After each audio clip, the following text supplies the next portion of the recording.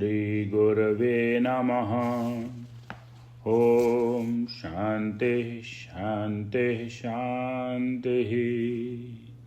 अखण्डमण्डलाकारं व्याप्तं येन चराचरं तत्पदं दर्शितं येन तस्मै श्रीगुरवे नमः। ॐ शान्ति शान्ति शान्ति। प्रणाम भगवान। श्री ज्ञानेश्वरी जो संत श्री ज्ञानेश्वर जी महाराज विरचित गीता पर भाष्य है। आज भगवान दूसरा अध्याय प्रारंभ हो रहा है। दूसरे अध्याय के पहले मंत्र को किस तरह से लिखा है स्वामी जी ने। इसके बाद संजय ने धृतराष्ट्र से कहा कि हे महाराज सुनिए, उस रणभूमि में वह अर्जुन शोकाकुल होकर रोने लगा।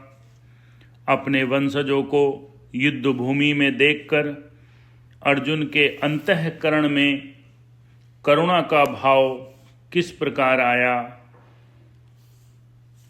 जिस प्रकार जल के वियोग से लवण घुल जाता है अथवा हवा के झोंके से बादल फट जाते हैं, उसी प्रकार धीर चेता का अंतःकरण भी दयाद्र हो गया। जैसे राजहंस पक्षी कीचड़ में फंसने के बाद म्लान दिखता है, उसी प्रकार अर्जुन ममता से व्याकुल होकर अत्यंत कुम्हला गए। ऐसा दिखने लगा कि पांडु कुमार अर्जुन को ऐसे असाधारण मोह पास में जकड़ा हुआ देखकर श्री कृष्ण ने उनसे क्या कहा। श्री भगवान उवाच।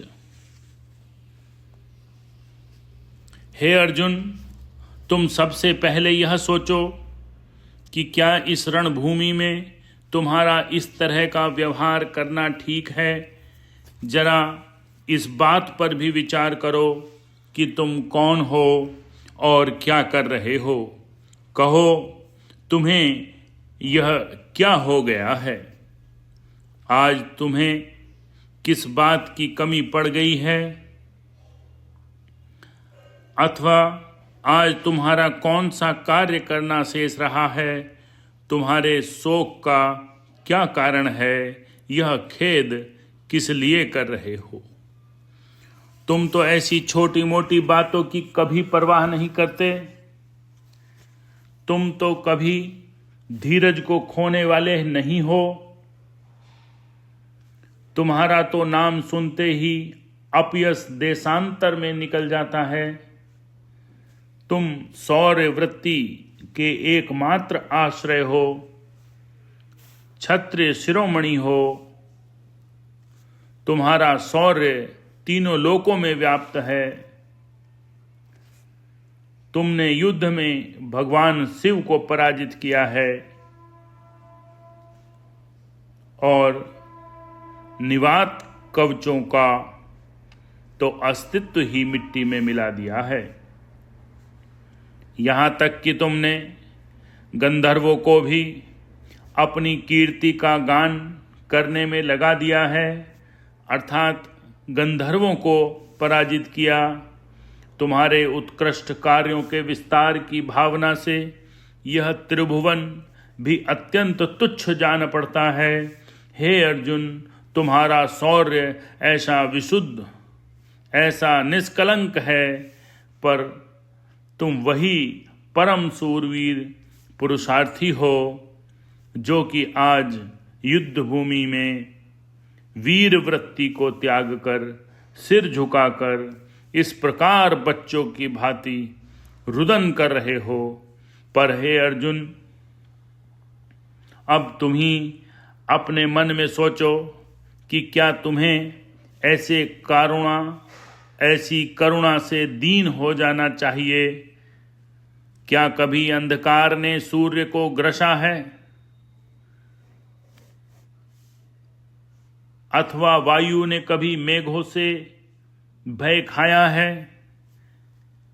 अमृत को मृत्यु कभी दबोच सकती है, और क्या काष्ठ कभी अग्नि को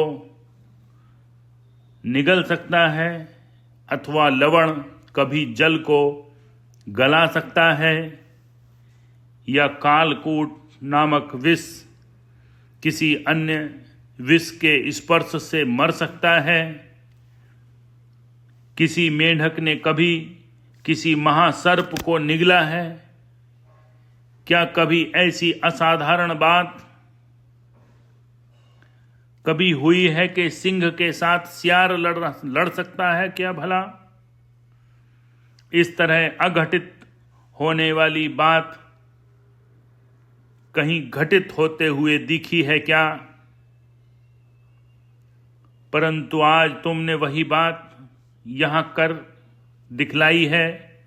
हे भाई अर्जुन, देखो कहीं तुम्हारा मन इस दीनहीन भावना का शिकार न हो जाए, इसलिए अभी तुम अपने चित्त में धीरज को जगह दो और शीघ्र अतिशीघ्र सावधान हो जाओ। यह मूढ़ता त्याग दो, धनुष बाण लेकर उठो। तुम्हारे अंतःकरण में जो दया इस समय उमड़ी है, वह इस रणभूमि में भला किस काम की? अजी, तुम तो सब कुछ जानते ही हो, फिर तुम भली भांति सोच विचार कर क्यों नहीं करते? अब तुम ही बतलाओ कि जब युद्ध की सारी तैयारियां हो चुकी हैं, तब यह सदैवता दिखाना उचित है क्या? अब तक तुमने जो कुछ यश अर्जन किया है, उसका इससे न केवल विनाश होगा, अपितु इससे परलोक भी जाता रहेगा। इस प्रकार जगत निवास श्री कृष्ण ने अर्जुन से कहा। अब जो तीसरा मंत्र है भगवान वाच का, उसको कर लेंगे। ओम शांति शांति शांति। प्रणाम भगवान।